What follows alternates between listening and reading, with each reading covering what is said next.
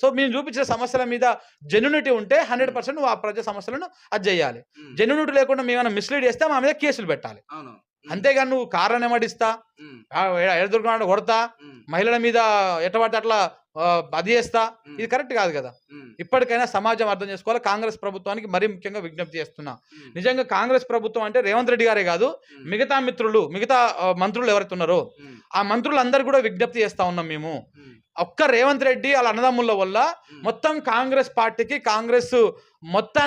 కాంగ్రెస్ ప్రభుత్వం మొత్తానికి చెడ్డ పేరు వస్తూ ఉంది.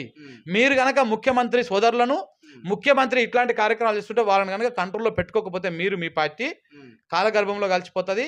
ఇవాళ శంకర్ అంటోని అంతమొందించవచ్చు, నిన్ను అంతమొందించవచ్చు, కానీ వ్యవస్థ ఆగిపోదు కదా ఎక్కడికక్కడ. ఇవాళ నువ్వు లేకపోతే ఈ చేయి పట్టుకుంటే ఇంకొకరు వస్తారు. సో కాబట్టి 100% ఇది అణచివేయాలన్నటువంటి అది తప్పు. మేము ప్రజా